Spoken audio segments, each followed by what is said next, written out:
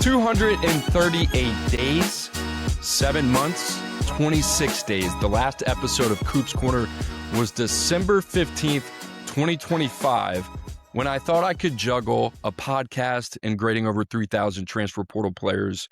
I was wrong. There's been a lot going on since that time. Guys, what's up? I'm Cooper Battagna, college football analyst for CBS Sports, and I am very, very happy to be back in front of you, in front of a microphone, getting to do something that I love to do, and that is talking college football, the transfer portal, and the NFL draft. You can find all three of those right here on Coop's Corner, where we will be back once a week on Mondays at 7 o'clock Eastern Time. You can find us on YouTube, X, and wherever you find your podcasts.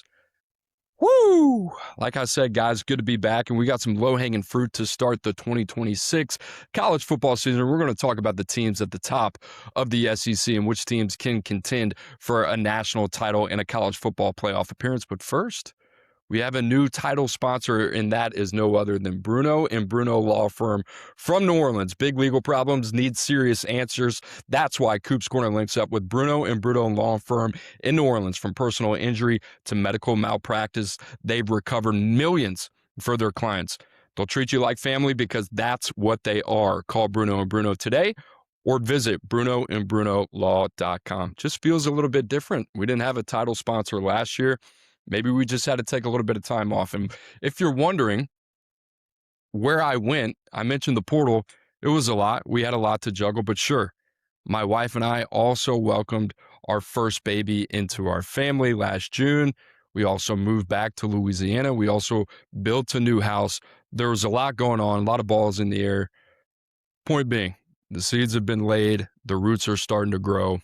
We're happy. We're back home in Louisiana. We're happy. We're going to talk a little bit of football. So I said we're going to talk SEC and teams at the top of the SEC. I think if there's a lesson learned for me last year, just in terms of the show, in the pace of the show, I'm going to try to keep it a little bit more condensed, and I'm going to try to obviously keep it about topics that I feel like I'm well-versed on. But first, let me say this, and this is just a plug that I feel is necessary. I've been getting ready for the season, and if you're getting ready for the season and you're cramming a lot like I did in high school and college, couple weeks, Lindy's Southeastern Sports Edition for the SEC, that is a good place to go. And then also Pick Six Previews. It's my first time reading this magazine. Really, really good. And I also have some more in the mail that I'm pretty fired up about. Phil Steele, I'll get that one in the next couple weeks. And like I said, we got a lot to get to here. If you have one that you like, in particular that you want to recommend, leave a comment. Also, make sure to like and subscribe. And we'll hit the mailbag at the end of the show as well. All right, we're jumping around. Let's get back to the SEC. I have about 5 teams at the top of this conference that I feel good, semi-good about. And let's start at the top. That number 1 team is Texas. I tweeted it the other night.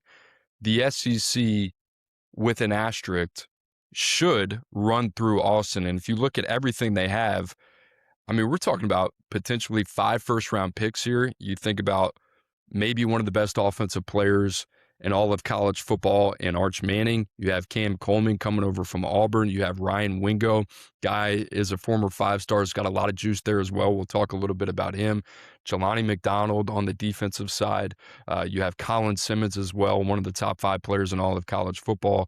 Trevor Gooseby, Melvin Siani, 2 guys I didn't even talk about. So this roster is loaded, and that's kind of what I want to talk about. 10-3 last year, 6-2.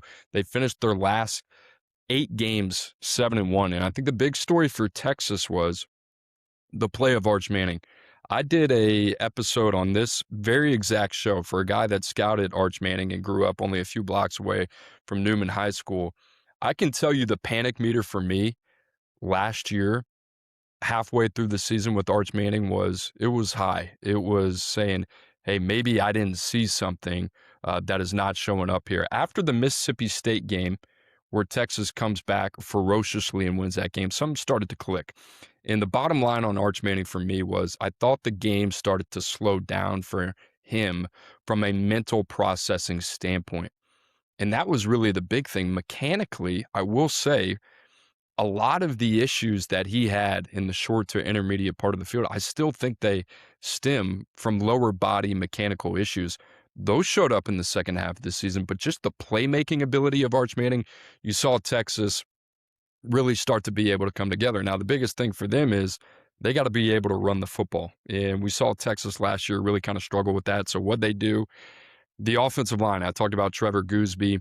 They go out, they give Melvin Siani on the opposite end. They take their right tackle, Brandon Baker, and they kick him into guard.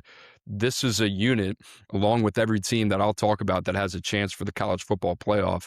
They have continuity on the offensive line. And then they go out and probably get two of the most dynamic rushers in all of college football, guys that are really hard to account for in space and guys that are really good out of the backfield as receivers as well. That's Raleek Brown from Arizona State, lightning in a bottle. And then you have Hollywood Smothers from NC State, who was committed to Alabama earlier in the transfer portal process, ended up flipping to Texas. So if you're looking for a weakness for Texas, there's really not a lot. And like I said, I think the formula for me, if you study the last 8 teams remaining, teams that reached the semifinals in the college football playoffs over the last 2 years, the formula that I kind of baked up was experience on the offensive line, experience at the quarterback position. We talk about guys that are going to be going into their second or third years at starter. And then in the defensive line is that continuity and then having that pass rushing upside as well. And then do you have enough of a veteran presence on the back end? And if you look at Texas, let's go through it. I'm going to take out my Lindy Sports magazine here and we'll kind of go position by position. This, along with Oregon, I believe is 1A and 1B, the best rosters in all of college football. And with Texas, I would even give them the edge over Oregon in saying that they have more top end. I think Oregon's a little bit more proven. I trust that roster a little bit more. I trust the head coach more as well. So Arch Manning at quarterback, Raleek Brown. I talked about Hollywood Smothers, the rushing attack. Really where I think Texas is going to be really difficult to game plan for. Cam Coleman, the 5-star out of high school, also the 5-star transfer. You think about the guys that he's played with over the last couple of years at the quarterback position, Ashton Daniels, Jackson Arnold, Peyton Thorne. Now he's going to lead the Plains. He's going to play with Arch Manning. And a big reason I love this addition for Texas is that they were willing to let guys like Parker Livingston walk to Oklahoma, DeAndre Moore go to Colorado. Both those guys, to me, have day 2 upside in the NFL draft. Cam Coleman, what he does for the rest of this offense, specifically Ryan Wingo, who I think is a guy that has top 32 traits, takes a lot of pressure off of him. I mean, we're talking about a guy 6'3", can jump out of the gym, ex-receiver, boundary guy, and the verticality of his game as well meshes really well with the run after catch presence of a Ryan Wingo. Not to mention Emmett Mosley, who was banged up last year. They have Jermaine Bishop, who they like. Ryan Niblett's a guy in the return game that's a really good player. So Texas has no shortage of weapons on the offensive side of the football. They bring over Michael Masunas from Michigan State, who's a really good traditional wide tight end. So Texas, to me, has everything you want. It feels like almost kind of like a video game offensively. And then defensively, Lance Jackson, a guy going into his second year that I think the arrow was up. Not a lot of people were talking about him because the guy playing opposite of him demands so much attention, and that's Colin Simmons. I mean, you talk about a guy that can be an absolute game wrecker. And like I said, I mentioned it, and I just didn't say it, but one of the best players in all of college football, I think a top 5 player in college football. If there's a little bit of a question mark, I would say it's the interior of that defensive line. Hero Kanu, Alex January coming back, returning starters. They go out, they get the big man from Arkansas, the nose tackle. Then Murad Watson, who was an all-freshman ACC for Syracuse, played well for Texas last year. Rasheem Briles, they bring in at the second level from Pittsburgh. In that secondary, Grayson Littleton, Jelani McDonald, Bo Masco from Rutgers, Cade Phillips, another guy that was really highly ranked. And you're taking a defense that was a top 40 defense last year under defense coordinator Pete Kwiatkowski, and you're replacing it with one of the most aggressive man coverage schemes in the country, Will Muschamp. And really a lot of the questions for Texas last year were offensively. I feel a lot better going into this second season with Arch Manning and Steve Sarkisian now that you have the continuity. Defensively, if they can take a step up from a top 40 defense to a top 25 defense, that's a huge needle mover for Texas.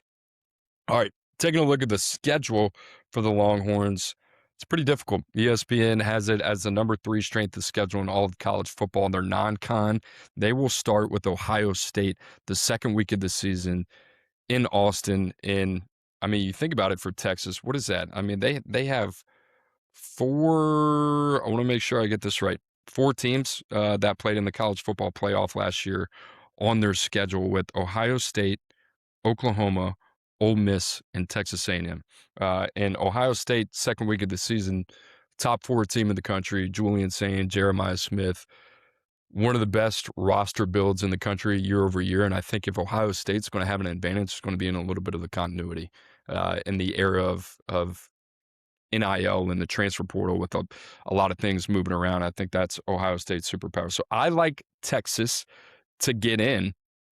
It's whether or not Arch Manning can play to this level that we saw over the last end of the season. And there's, I would say, circumstantial evidence that he needs to continue to grow as a passer. I think last year they found a lot of success with him on the move. That's what I like a lot. They got to be able to run the ball. They weren't good enough there last year. And this is a huge year for Kyle Flood. I mean, there's no excuses anymore. You think about Texas from a rushing standpoint, 90th in the country. And when you're recruiting the state of Texas and you have the type of access to the resources that they have, not only financially, but geographically recruiting, there's no excuses. So Texas, there you have it. Nice little preview on them. I think this team, a lot of people are talking about national championship or bust. For Steve Sarkisian, he's got to be one of the last 4 in. And this is the window. They realized what they had with Arch Manning, but not only Arch Manning, Colin Simmons, Jelani McDonald, Trevor Gooseby. We're talking potentially about 5 first-round draft picks, and these guys going in the top 15, maybe outside of McDonald. Ohio State had 4 in the top 11. So anything that doesn't fetch them, one of the last 4 teams standing, I'm going to say that's a pretty big disappointment for Texas. Guys, just a reminder, you're listening to Coop's Corner, our first episode of the 2026 season, and we're really excited. I mentioned it earlier in the show. We're doing a mailbag at the end of the show. We have 3 great questions I can't wait to get to. And if you have questions going forward, make sure to leave a review wherever you find your podcast. That is a place to do it. Also, we'll probably scrape them off the YouTube page as well. I want to get that more involved this year. I want to get the reviews more involved. So if you have questions, the interactions with you guys, I absolutely love it. Let's make sure we get to it. The second team in this conference for me in the SEC is Georgia. Georgia coming off a 12-2, 7-1 season last year. And for Kirby Smart and the Bulldogs, it kind of feels like they're just kind of hitting their heads against that glass ceiling. And can they break through? This is a team that won back-to-back national championships. They had it going with Stetson Bennett. The biggest thing for UGA for me that I feel like has been struggling translating, unless you're going to pay really top dollar or do what Indiana did and had a really veteran group last year, Georgia's magic sauce has really been the depth of top-end talent on their front 7. And you think about the guys that they've had in the past, Jordan Davis, Jalen Carter, the 2 names that really come up, but their ability to impact the pocket even when they weren't getting to the quarterback, especially on the interior. I mentioned those big bodies. That was the true difference in Georgia football, right? And now you think about this team, I think this is their best shot. I mean, Gunnar Stockton going into year 2 as a starter in change. Think about their offensive line from left to right. You have Ernest Green is a guy that's going to flip over from right tackle. He's banged up last year at times. Got a little bit sketchy for him. You think about Dontrell Glover, Drew Bobo, Zyke Hilton, the freshman that they like, Juan Gaston. There's some youth on this offensive line, but these guys have all played. The majority of these guys have all played. And I think Georgia is one of those teams that unit gets better and better and better. You have Nate Frazier coming back. There were some rumors about him hitting the portal. Chauncey Bowens, Dwight Phillips, Dante Dowdell comes over from Kentucky. If there's another question for Georgia, it's going to be offensively. Like, who's going to be the guy at receiver? And I think that continuously comes up. I mean, you think about UGA last year, what they did from a passing offensive standpoint. 76 in the country, 12th in the SEC. They averaged 220 yards a game, which is where they were. That is not good enough, especially if you're not being efficient enough running the football and you got that offensive line that's still somewhat inexperienced, but has some upside. So Gunnar Stockton's going to have to step up. We talked about the receivers. Talon Taylor is one of those guys. London Humphrey's one of those guys. They bring over Isaiah Canyon from the portal, who I absolutely love. But I'm skeptical, right? Because you look at a guy like Noah Thomas, who came over from Texas A&M, didn't do much with him. Kobe Young had some moments last year as well, but like that big X receiver they need to get going. If there is a plus for Georgia, look no further than that tight end room. It is absolutely stacked. You think about Lawson Lucky coming back. They lose Oscar Delp to the NFL, but you got Elias Williams, who's a former 5-star. You have Jaden Riddell, who's a big pass catcher who we hear about every spring, but we're hoping that kind of matures into something and some productivity on the field. Ethan Barber is another guy as well. Caden Prothro. Todd Hartley is the best tight ends coach in the country. And when it comes to accumulating talent in his room, there's nobody better. I want to see more of these guys, especially out of pass catching standpoint. Since Brock Bowers has been gone, I get it. He's in a league of his own. This is a room that's got to step up, especially when you have question marks at the receiver position. Really what it comes down to offensively is the quarterback. Is that the guy that can really kind of get you through that glass ceiling? I love Gunnar Stockton. All the intangibles, the adjectives that you would describe him. He's tough. He's dedicated. He's got moxie. He's got poise. He's got all those things, right? But when we get into that arena of trying to go from good to great, when we play those teams like Notre Dame, when we play those teams like Ole Miss, and you got to match a guy like Riley Leonard or Trinidad Chambliss, you need your quarterback's best, and he's been really, really good.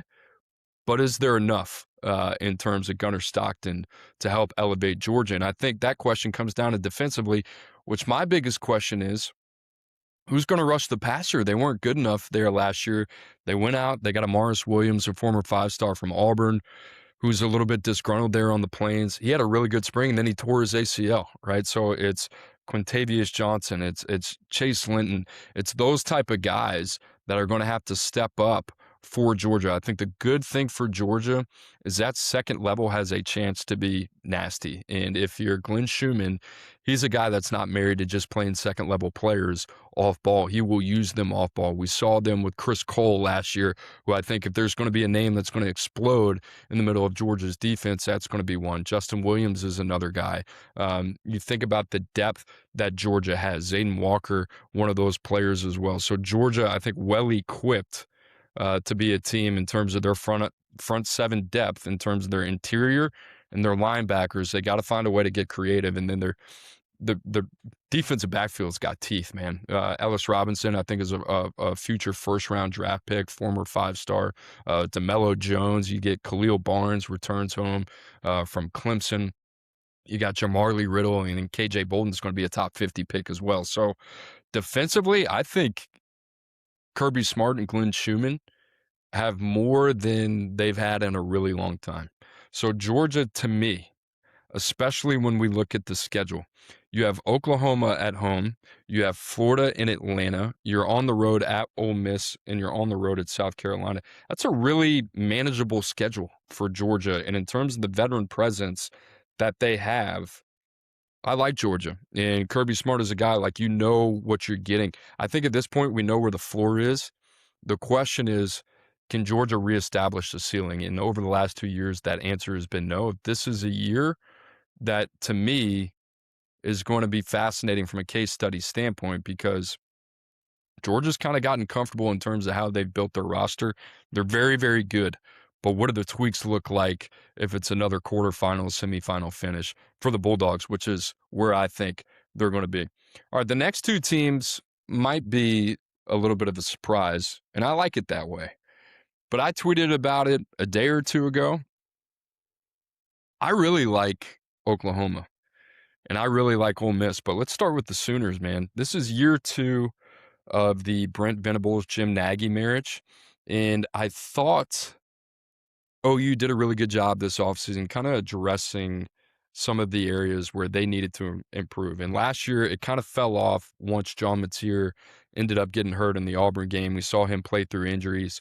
He wasn't the same person. But if you're an OU fan, what gets me excited about this team this year is the continuity, not only with Mateer and his play caller, Ben Arbuckle, But those young guys that you played on the offensive line, Michael Fasusi, Ryan Foji, you think about getting a Marion Harris from Arkansas. This is a team that's got some continuity for Bill Bedenball's group, and I like that a lot. The other area that was a big concern for these guys was tight end. And now you got a little bit of everything. You got Hayden Hansen, who comes over from Florida, traditional wide tight end, but he's got receiving upside. Rocky Beer is one of those guys as well, kind of fits the profile. And then Jack Van Dorsler, who played at Tennessee last year as a true freshman, who I thought was hands down the best kind of move inline blocking tight end that I watched in the entire transfer portal. A guy that you can really get creative with out of the backfield. You can attach him, you can move him out in space. But you talk about a guy that's got really an innate ability and feel. That's Van Dorsler. And then at the receiver position, they were lacking there last year. Isaiah Satania comes back, one of the best big play threats in all of college football. You get Parker Livingston from Texas, who I thought was an absolute coup. And then Trell Harris, one of the best receivers in the ACC from UVA. So this is going to be a team that's going to be a lot more dynamic. And Jermichael Carter came on for them as well later in the season to transfer from McNeese State. So I feel better about tight end. I feel better about offensive line. Foji and Fasusi are absolute dudes. And Marion Harris has played in this conference. You got some veteran leadership at the center position. So Oklahoma, to me, it's not as sexy maybe as a Texas. It's not as sexy as what some of these other teams have done in the portal. But when you talk about the floor of the program, you talk about establishing depth, I love what Oklahoma's done, and that's just offensively. I think if there's an area of weakness for OU, it's that running game. And then who's going to be a guy? But I would say this, in the modern era of college football and NIL, if you're going to pick a spot to say, hey, I can live with that, we're going to have to go out there and prove it. Maybe we have some young guys that haven't proved it yet. Would it not be running back? That would be it. I mean, think about the keys to success that I talked about at the beginning of the show. I talked about the veteran leadership of the quarterback position, the dynamic guy in John Mateer. You have that continuity between him and his play caller. I talked about bringing back guys and guys that have talented upside but have also played. That was Oklahoma last year, and the two guys that I talked about, and guys that got incredible experience as freshmen playing in the college football playoff. You upgrade the tight end, the receiver room. I'm feeling a lot better about OU's outlook offensively. And then defensively, just from what I've seen already, it's going to go between them and Oregon. I think this is the best defensive unit in all of college football. I mean, David Stone, an absolute game wrecker on the interior. I love what he brings to that defense. Jane Jackson is an absolute plug. He's stout right there in the middle. It kind of reminded me a little bit of Greg Gaines that we had at Washington. You think about that tandem. Then you think about the outside with Taylor Ween, 7.5 sacks last season, emerging for them. PJ Adebore has got all the traits in the world. That's going to be a guy that's going to have to put it together. Danny Okoye, also a guy. You think about the second level. You think about Kip Lewis right there in the middle, the heartbeat of that defense. Owen Heineke gets another year after an injunction. You got the Bowen brothers back on the back end between Eli Bowen and Peyton Bowen. Cortland Guillory's coming off a phenomenal freshman year. I mean, this defense, to me, has everything that you want. Jake Krull, another name, the freshman that's been turning some heads. So Oklahoma has one of the toughest schedules in the country, and I'll go through that in a second. But like this marriage between Jim Nagy in the front office from the talent acquisition standpoint, Ben Arbuckle, who they bring over from Wazoo, and Brent Venables just really getting comfortable with his role as the CEO and defensive play caller, that has me excited. This is the most talented, put together, I use the word complete, team that Brent Venables has had. And I think pound for pound, maybe the most complete team in terms of what we're looking for, staff, play callers, player development, and overall just body of work. I love where this Oklahoma team is at. And let's take a look at the schedule. You're on the road at Michigan in week 2. 2 weeks later, you're on the road against Georgia in Athens, and then you have Texas and Dallas.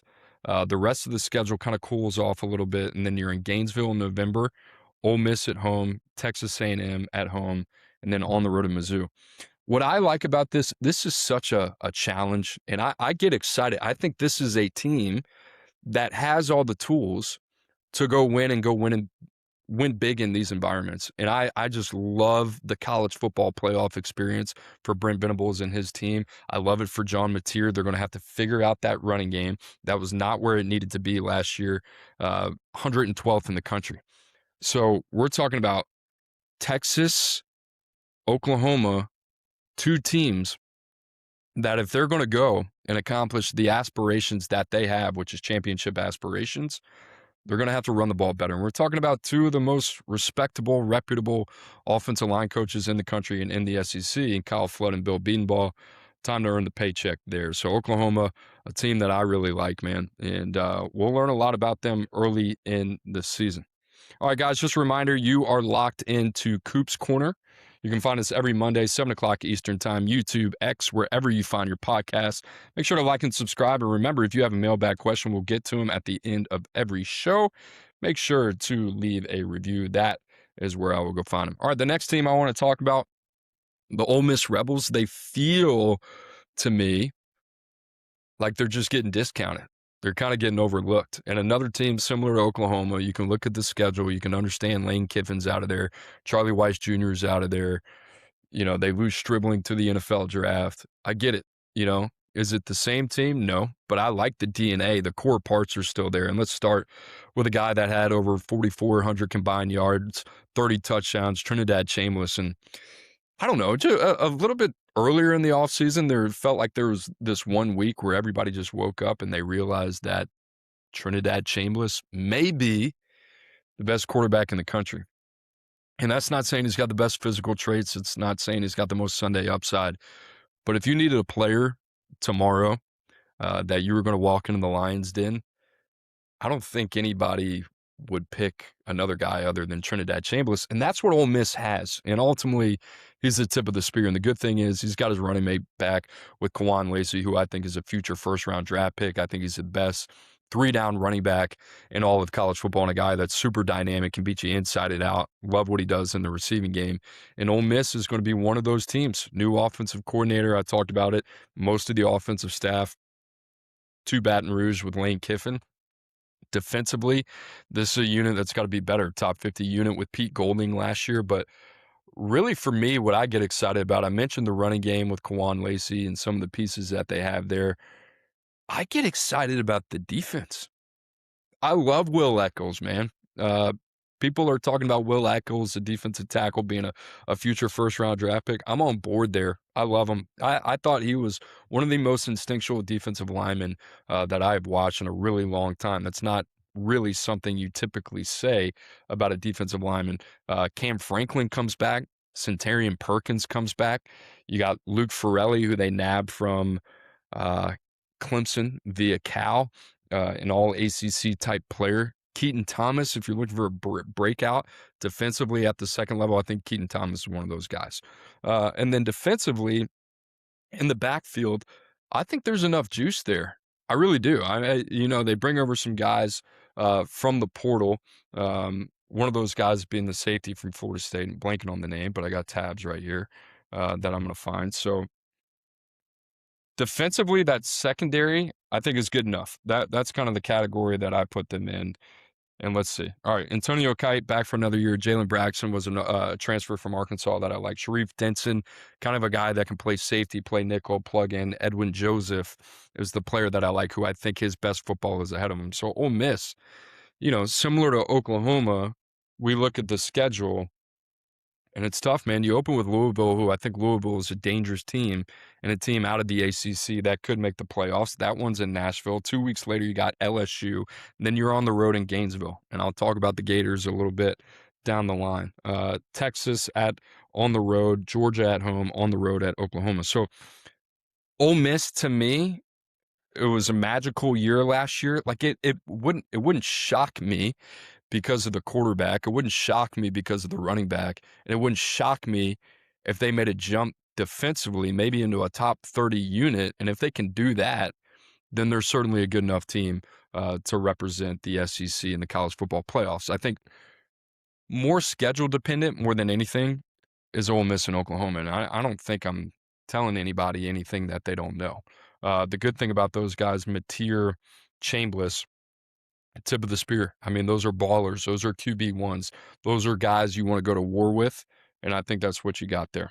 All right, so those are 4 teams I feel good about, and I really feel good about the top of the board, right? If I was going to say conviction meter, I feel about an 8 on Texas. I feel like a 7 or 8 on Georgia.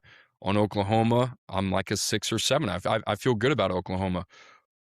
Oklahoma, Ole Miss, schedule dependent. The 5th team from the SEC that I would say getting in, and this is kind of like they're that bubble team in the SEC, and I could also see them exceeding expectations. They're the grenade of the conference. That is LSU. Okay. They're the most well documented team of the offseason for good reason. Lane Kiffin, all the drama that faced him in his exit out of Ole Miss in the middle of the college football playoff run. It was messy. There's no other way to say it. All right. Taking over for Brian Kelly, 7-6 last year, 3-5. They got blown out by Texas A&M. Next thing you know, if the powers of be are coming together at halftime of a game in Baton Rouge, you're done. And that's exactly what happened to BK, the governor involved, everybody's involved. So they went out, they got their guy, and that's Lane Kiffin. Lane Kiffin came to LSU not to win a singular championship, but multiple national championships. So what does he do in year 1?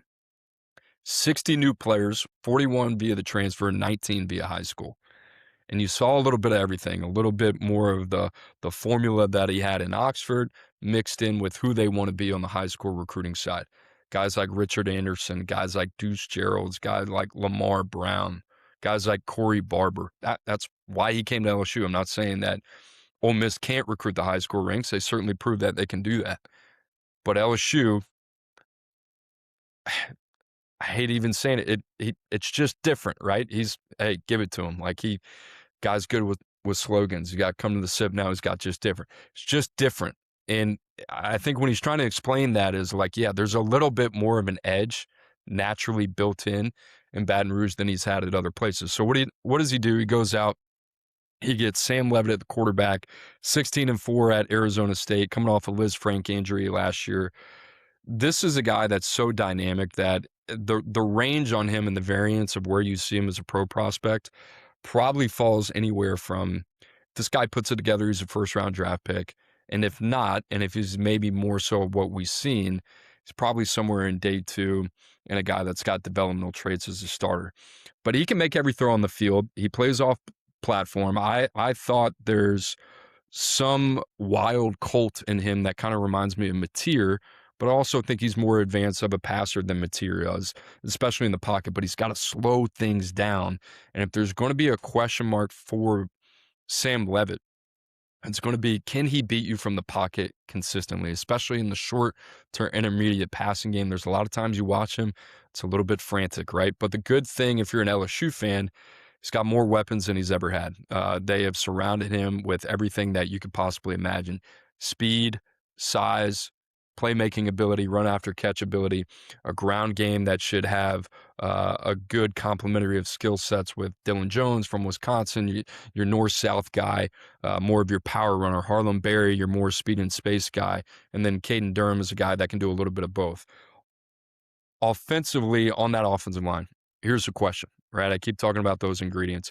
You bring in the $4 or $5 million man from Colorado, 22-game starter, former 5-star Jordan Seaton.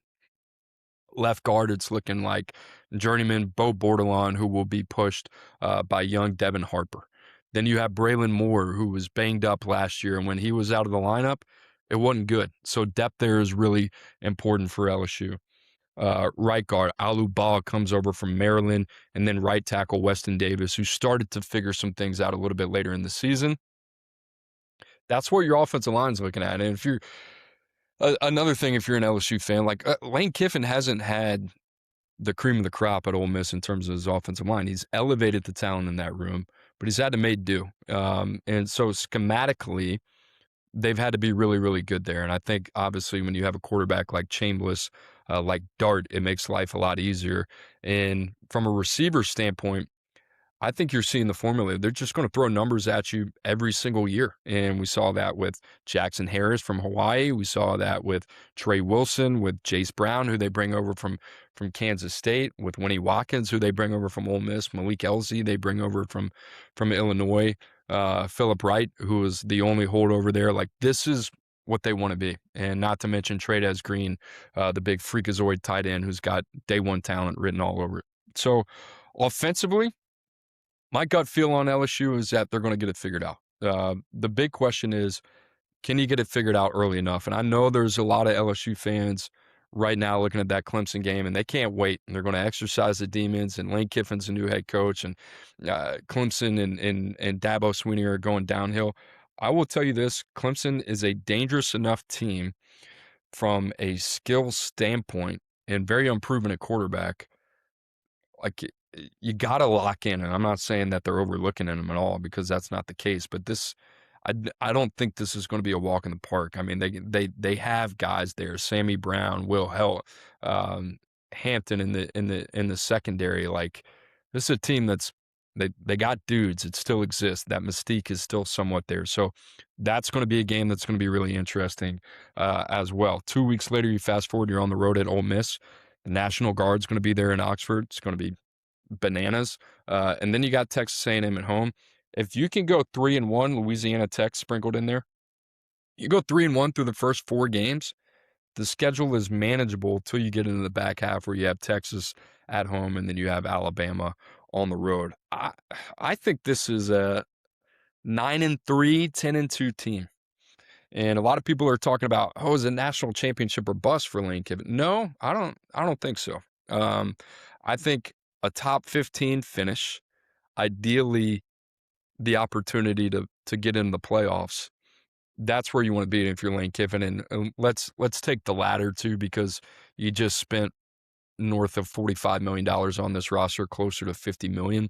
Those are the expectations. And Lane Kiffin smartly is saying, hey, hold on, it's going to take some time. I believe him when he says it, but it's time to go. In this portal era, this is what he does. He has continuity there. I talked about all of that. I went offense, I went big picture, and I didn't even talk about defense. So I apologize. We're knocking off the rust here. Let me talk defensively about the Tigers real quick. As of right now, we're less than a week into fall camp. Their 2 interior defensive linemen are freshmen. That is Richard Anderson from Carr, and Deuce Gerald's another kid they like. Their third edge, I believe, right now, with Gabe Relaford out, is Lamar Brown. Then you have Uman Milan. You have Jordan Ross, the former 5-star. You have Malik Blockton. You have Dominic McKinley. You have Stephylin Green. So that's 5 body types on the interior of LSU's defensive line, and there's some youth, and there's some guys that are more, I would say, contributors than they are high-level contributors. That's good depth for LSU compared to what they've had during the Brian Kelly era. And from like a size athleticism profile, I like it. I also like LSU riding with their young guys early. Play them. You're invested financially. You're paying them a lot of money. Don't give them any reason to look anywhere else. If you don't feel like that's a unit that's been good enough, let's go. Let's ride. Like, maybe these guys can figure it out halfway through. I know the returns on these guys have been exceptional so far. I'm excited to see those guys. Linebacker, you have Whit Weeks, you have TJ Daugherty, I think one of the best linebacker units in the SEC. Devon Keys, probably one of the most overlooked depth guys in the SEC. Safety. Ty Benefield comes over from Boise State. There is all types of buzz about this kid. 6'2", long, beautiful, can play free, can come down. Probably the best open field tackler I evaluated in the portal. He's going to make a AJ Halsey type of impact for LSU. Tamarcus Cooley, one of those guys. Deshaun Spears, if you're looking for a breakout player, that's him. DJ Pickett, PJ Woodland. If there's a vulnerability defensively, the depth we obviously have our eyes on the interior for the defensive line, also the edge spots. But corner, I like PJ Woodland a lot. I like DJ Pickett a lot. That being said, we haven't seen a lot from Jakeem Jackson, that's a big question mark. LSU's got to hold up there. And Blake Baker's crew going into year 3, that's a big deal. So LSU, as of now, I would have them in. I'm kind of flip-flop on this, but I could totally see a scenario where I feel good um, about Texas, Georgia. I think Ole Miss and Oklahoma, I continue to say it, a little bit more of a coin toss there because of the schedule, but I would say one of those gets in. And then I think LSU, because of their schedule, probably maybe would get in over a team like Ole Miss. So um, Oklahoma, Ole Miss, both those teams super capable. It's going to come down, obviously, to how the schedule lies. All right, the other two teams I have to talk about very quickly on the outside of the bubble are Alabama and Texas A&M. And let me start with Alabama. Alabama is going to have a first-year starter at the position. It's either going to be Keelan Russell or it's going to be Austin Mack. We saw a little bit of Austin Mack last year, spot duty in the Rose Bowl. But the biggest thing for me in Alabama is that offensive line. Okay. And you think about what they have coming back, the freshman tackle that played last year. God darn it, guys. Knocking off the rust here. Welcome Formby in the portal, Caden Proctor gone to the NFL.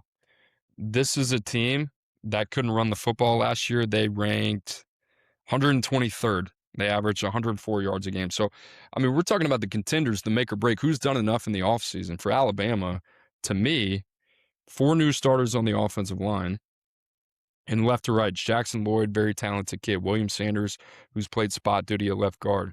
Rayson Delgatti, also going to compete with Mal Waldrop up there.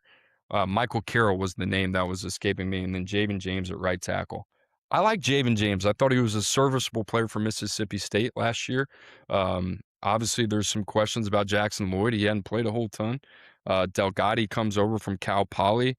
They seem to like him. They've had success with smaller centers in that scheme. I'm a little worried about the mass. I don't know if he's going to be able to push people around. I mean, he's going to have to be a really, really good position blocker. And then William Sanders, we'll see how he holds up. And I like Michael Carroll a lot. I don't know. For Alabama roster-wise, composition-wise, like this didn't scream like we got our ass beat by Indiana and Georgia to end the season, and we made major moves to fix it. It felt more like continuity. Quarterback's going to take a step. This is year 3. We know what we're getting. And they got guys. Ryan Williams comes back. I think he's going to figure it out. Led the SEC in drops last year with 13. Latsier Brooks was super dynamic of what we saw with him. Daniel Hill, I really like. Kevin Riley, another guy as well. So, yeah, offensively, that offensive line, like if you want to look where the concern is for me, it's the combination of the first-year starter and 4 new starters in the offensive line that I don't have a ton of trust in. The Alabama defensive line, they go out, they get Devon Tompkins, going to be an NFL guy. I kind of see him more as an end than I do interior guy. I thought he kind of struggled in the run game last year. I thought the mass, the ability to hold the point of attack was a little bit of a question mark. They combine him with Terrence Green. Big body, a guy that played for Oregon, was a rotational guy. London Simmons comes back. Really like that player as a rotational guy. They like the kid out of Mississippi State. I don't know. Can you run the ball? Can you stop the run? I don't know. Yanze Pierre, I love that second level. Caleb Woodson, Caden Jones. I don't know. And the defensive backs are dudes. Dejon Lee is a dude. Xavier Brown's a dude. Bray Hubbard's a guy. Keon Sav's a good veteran. And Red Morgan, they like a lot. Ivan Taylor, expect to be another name. So for Alabama, I don't know. The air is out of my lungs on that team. I just don't know if they understand what it takes to win at the highest level in that conference. And a lot of people will push back and say, oh, they played in the SEC championship. They went in the playoffs. They knocked off Oklahoma. Trust me, I get it. What's good enough for a lot of other teams is not what's good enough for Alabama. The standard of Alabama is championships. And the line of demarcation from a height, weight, speed, athleticism standpoint of knowing what these guys are supposed to look like and feel like, and even in the NIL era, there's a standard there. And if you want to look at a model, go to Miami. If you want to look at a model, go to Ohio State. If you want to look at a model, go to Columbus. And there might be 3 teams in the country that recruit that way. You should be the 4th. No excuses. So, Alabama, I don't know. I mean, like, if, give you 3 words on them, I don't know, and that's obviously not very endearing. All right, Texas A&M, 11-2, 7-1. I went back and forth on these guys. Let me say this. I think one of the best roster builds in the country, Derek Miller, is one of the most, I would say, I don't know, one of the best GMs in the country that doesn't get a lot of credit, and I think a lot of people should know his name. So Derek Miller, if you don't know his name, give him some respect. You think about this team, what they did last year, 11-2, 7-1. Another team for me. Quarterback's going to have to take a jump. Didn't play well the end of the season against Miami. Didn't play well against Texas. I love Marcel Reed. I saw him at Manning Passing Academy. Like, I just like the way he's kind of wired. If I had to bet on a guy to kind of figure it out, it'd probably be Marcel Reed. Colin Klein's gone. You got a new coordinator there, right? Think about what I said in the beginning in terms of the continuity. And then you think about the offensive line.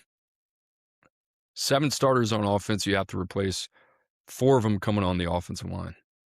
And that's tough, man. And you're bringing over guys, Tyree Adams from LSU, Cohen Eccles from LSU, Trevon Ball from South Carolina, and Welcome For Me from Alabama.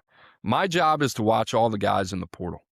And I can see the vision of what Derek and Mike Elko and Holloman Wiggins had is like, let's go attach ourselves to the guys that have played in this conference and have a winnable body of work. And that should be the mentality. And so I totally understand where they're coming from. Eccles has got a ways to go. Adams has the way to go. What I will say, they have the traits. Formby has a way to go. Is he a right tackle? Is he a guard? So the ingredients are there. But this is going to be a big year in terms of Marcel Reed, in terms of a lot of this is going to be on him. And what I will say is the receivers, they got juice. Isaiah Horton's gone from Alabama. I didn't even talk about him. 8 touchdowns he's taken from Tuscaloosa to College Station. They pair him with Mario Craver, Ashton Bethel Roman. Terry Bussey's creating a lot of noise this offseason. So you think about A&M, I think they have one of the best receiving cores in the country. They really like their tight end, Richie Anderson, who they brought over from Fresno State. To me, the running game, Ruben Owens, Jamarian Morrow, like those guys, really, really talented. The offensive line is the big question, along with the play caller. Defensively, Howell, gone. I mean, guy was dynamic, absolute game wrecker off the edge. They lose the interior D lineman to the NFL draft on Yedem. Bring in Anto Saka from Northwestern. I don't love. DJ Hicks, I think, is going to have a huge year, work himself into a top 100 player. CJ Mims from North Carolina, they bring over as a rotational piece. And there's a little bit of depth there as well. TJ Searcy, Marco Jones, 2 guys that they expect to take steps. Ray Coney comes over from Tulsa, who they like a lot. I was a little bit lower on him. Damian Sanford is a captain of that defense. In this secondary, Ricks, Gibson, Brooks, Ratcliffe, like, good players, man. So Mike Elko has built that defense and that DNA there in College Station. So it wouldn't shock me if A&M can go out there and win 9 or 10 games. Are they going to be in the CFP mix? Arizona State, week 2, non-con at home. At LSU, week 4. Okay. At Alabama in October. At South Carolina in November. Tennessee at home with a freshman quarterback. Then the last 2 weeks of the season for A&M, if they're a 2-loss team, which I think is plausible, you got at Oklahoma and you got Texas. All right, so I already spoke about those teams earlier. You know where I stand on them. All right, so there you have it. All in all, 7 teams that I just talked about there, and the last team I want to touch on is Florida. I had an NFL scout reach out to me 2 days ago and tell me, hey, I wouldn't be shocked if Florida's in the playoffs. That's always really interesting to me. And he's there, he's body typing, he's looking at some of these guys. Florida's, I like Philo, I like Faulkner, I even like the idea of Tramel Jones. You get Jaden Ball back. Another question mark for me is their offensive line. What's that going to look like? Can it hold up? Vernell Brown, Dallas Wilson, Eric Singleton, Micah Mays. There's some juice there offensively, and Philo can really play. If he can play at the level that I think he can, he's going to have to figure some things out. Florida can be a really dangerous team. And then defensively, Big bodies, man. I like Cam James. I like Brendan Bett a lot. Jaden Woods was a guy that we had as a 5-star in the portal. Miles Graham, heartbeat of the defense. Cormani McLean comes back. Dejon Johnson coming off an injury. Like, it would not shock me if Florida really surprises some people this year. And this is going to be a way more competent team than they were last year, just with the addition of John Summerall and Buster Faulkner and Brad White. Those guys are really good at what they do. They're going to have these guys right. And to me, with Billy, it was really never about the roster. Sure, there were some spots that weren't up to snuff, but it was just a total lack of competence in terms of reflecting the type of ball that he expected those guys to play. So there you have it. The teams that I feel really good about at the top. To recap, Texas, this is it for Steve Sarkisian. Georgia, another year for the Bulldogs. Really like what they got cooking on both sides of the offense and defensive line. Oklahoma, I think, is the most complete team in the conference. Ole Miss and LSU, I think, are the wild cards. I think it's going to be one or the other there in terms of getting in the CFP. And then Alabama, I'll just be honest with you, I'm down on. And A&M, I think, is going to be a good team, just not quite what we saw last year. All right, guys, just a reminder, you're listening to Coop's Corner. You can find us every Monday, 7 o'clock Eastern Time, wherever you find your podcasts on the audio waves. Also streaming on X and YouTube. Make sure to like, subscribe, tell a friend. We are happy to be back 2026. I'm back home in Louisiana, and the college football season is just a few short weeks away. And I promised it at the beginning of the show that I was going to take some questions, and that's exactly what we're going to do. We're going to start with Jordan Vanek, coworker of mine. Jordan, appreciate you sending in a question. He said, which 3 receivers are you expecting to become a national name by season's end? I love this question, and I love that room. This is the only room that I've studied for the 2027 NFL draft, so there's going to be a lot of flavor there, and a lot of these guys are kind of portal guys. I'm going to start with the guy who isn't, and I'm going to start with the team that we just talked about. That's Vernell Brown. I like Vernell Brown a lot, man, and that's no surprise. You think about what he did last year, 40 receptions, 512 yards. He's an interesting guy because, like, and I don't mean this in a negative way, he's just so wired the right way. He's got it all from a competitive standpoint. Obviously, a legacy there at Florida. You think about the intangibles, and then you think about his ability not only as a linear vertical playmaker, but as a run after catch threat. I think Vernell Brown is going to have that type of breakout season, especially with more of a competent passing game. The second guy is Terrell Anderson. I love Terrell Anderson. If there are 3 guys that I could not get figured out in the portal in terms of how to stack them, there were Amarian Miller from Arizona State, Reed Harris from Arizona State, and Terrell Anderson on his way from NC State to USC. Smooth, man. 6'3". You think about the way that he can run, 39 receptions, 629 yards last year, average almost 16 yards per reception. He's got the juice, man. He's got a beautiful gait in the open field. And you think about what USC, Jaden Maiava, lose there in LA. Jacoby Lane's gone. Mekhi Lemon's gone. So you get some size back with Terrell Anderson. All right, I got a list of a handful of other guys, and I'll list those names, but I kind of want to stay in the sphere of out west. How about Chase Hendricks coming over from Ohio, going to Cal? I feel like Cal's kind of the forgotten team. I love JKS. I love Adam Muhammad that they bring over from Washington in the running game. They bring over Ian Strong from Rutgers, a big X. They bring over Arroyo from New Mexico. And Chase Hendricks is kind of the guy at the slot that's just tough as hell. 71 receptions last year at Ohio, over 1,000 receiving yards. And the separation ability is a little bit of a concern, but when you have the type of hands and concentration and body control that he has, he's special, and he's playing with a really accurate quarterback. So I'm excited about that marriage. A couple other guys, Jackson Harris, I mentioned him earlier in the show, from Hawaii. If there's going to be that kind of breakout guy that we saw last year with Dazon Stribling in LSU's offense, I think it's going to be Jackson Harris. Donovan Olubade from Missouri, big, strong, elite hands, Love that potential pairing there with Austin Simmons. Jordan Dwyer, another guy at TCU, caught over 800 yards receiving last year, came over from Idaho. I loved him, made me look good. Trey Richardson, another guy from Washburn College to Vandy to Louisville. I think he's going to have a huge year. And then for you, Jordan, Cooper Barkate from Duke, who I currently have a second or third round grade on. Dynamic guys. So really excited about that receiver group. All right. SF, Andy H., longtime listener in the show. Excited we're bringing it back, man. I appreciate you being excited that we're bringing it back. You asked, what schools are doing the best job of roster building? I've never seen a year where every top 10 team has so many questions. I like Pick 6 previews analysis, but even Oregon and Ohio State have huge questions. Are there any Ohio State transfers that are any good? Reminds me of Florida State 2024. All right, let's start at the top. I got a handful of teams, maybe 10. I'll go conference by conference. I really like what Cal and Tosh Lupoy have done in a very short amount of time. Super aggressive.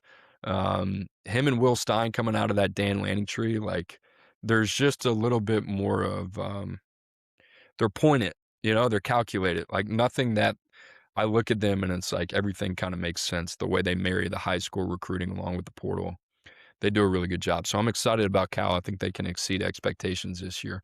Wake Forest is another team, like just in the scouting community in college football.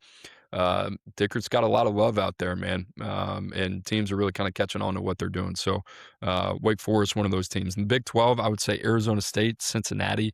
I love Houston. Long been a fan of what Willie Fritz has done. And then I think Oklahoma State and really watching them and what they did at North Texas, a lot of Power 4 talent on that team. And I think that's going to be a front office that is going to elevate their team. I talked about Oklahoma State, what they did. Not even the guys that they got from UNT, who I really like, but they had some really smart pickups. James Williams being one of them from Florida State. Boswick, who they bring over from Illinois. The other kid, Chris Barnes, who they bring over from Wake Forest. Like, I was like, damn, man, like Oklahoma State doing some really good stuff. Indiana to me is a team that has exceptional program awareness. They win the national championship. They've elevated their profile. Josh Hoover, Nick Marsh, Toby Onsen-Sami, Shaz Preston, like they know. So really love Indiana. Washington, one of those teams as well. And in the SEC, I'd say Mississippi State, Oklahoma, and Vandy. We can talk about the big spenders at the top. Mississippi State won 2 games last year, has won the year before that. Like I I like Mississippi State, man, and I meant in conference. And I think this is a team that can be bowl eligible, and I think Kamario Taylor's got a rocket on his back if he can become just a little bit more efficient of a passer. So there you have it. In terms of your second part of your question, Ohio State. Yeah, I like Ohio State. Terry Moore, I loved. I think one of my top safeties. Earl Little, I liked. One of my top safeties. McEwen, they bring over as a receiver from Texas San Antonio. Been nothing but rave reviews about him. He'll probably be receiver number 2 or number 3. James Smith, Russaw, both those guys will play. They come over from Alabama. Ohio State's got a nice little pocket there in Montgomery that they've done a good job with. Allegro, John Walker, 2 guys in their front 7. So, yeah, no, Mark Pantoni is one of the best in the business. They're one of the best front offices. I can't have any more respect for Ohio State in the way they go about their roster building business. All right, last question here. And this is from our guy, Canyon Torres. He said, as someone who likes to encourage the layman fan to watch college football and form their own opinions on players and teams, what are 3 analytical stats or metrics tools you would recommend to take a closer look at to help form opinions on said players?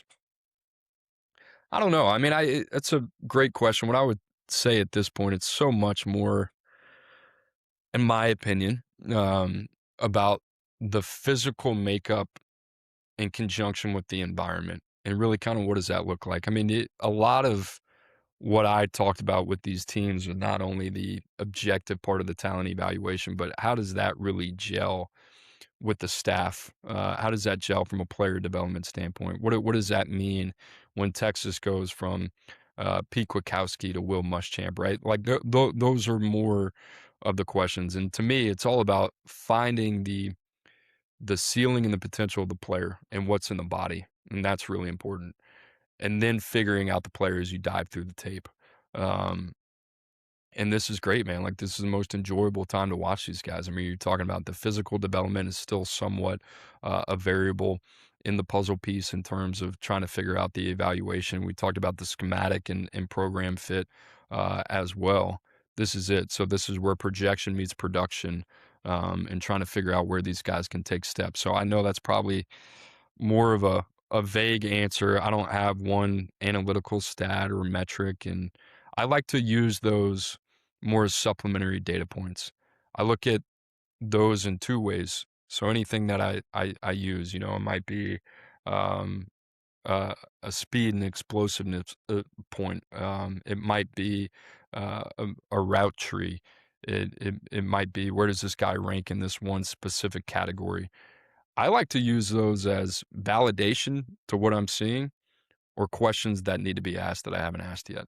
And that's it. You know, I put them in those two buckets. And, you know, the best players that I have ever scouted were guys that you ultimately got to the end of the road in terms of that process and you felt good about. And I can tell you, I mean, there are a number of guys like Trent McDuffie, for a guy that was 5'10" and a half and technically fit under kind of our apron of what we wanted. He checked every box. You know, he played every position. He played receiver. He played running back. He returned kicks. He played every position in the secondary. Had high level IQ, great football instincts. You know, you talked about a guy that was one of the best in state in the Trinity League in terms of what he put out there from a track and field standpoint. He overcompensated. Nakua was that way with, you know, state basketball player as a junior. Leatu Latu was that way. Was a national rugby player. I'm talking about multi-sports, but these were guys that just continued to answer every question. So be curious. You know, that's kind of where I'm at. And, you know, if you have a innate sense or instinct of, hey, this might be a question, then let the data tell you whether or not, hey, this is something like that gut and that intuition is right. So, yeah, and more extensive, the more depth you can provide, the more access to tools that you have, obviously, the better. So, guys, I appreciate the question. That wraps up our first mailbag, and I believe that wraps up our first show, Coop's Cornerback for 2026. Guys, I'm excited. As you can tell, we're an hour, 1 minute in. My wife told me to keep it to 40 minutes. Imagine if we did every SEC team. We just wouldn't be able to do it. So I think this is a good range. It's a good way to get back to the show as well. And we want to thank our title sponsor, Bruno & Bruno. Like I said, big legal problems need serious answers. Call Bruno & Bruno or visit brunoandbrunolaw.com. Guys, I appreciate you listening. As always, do me a favor, make sure to like and subscribe. I'm Cooper Patagna. Hope you guys have a great rest of your week. See you next time.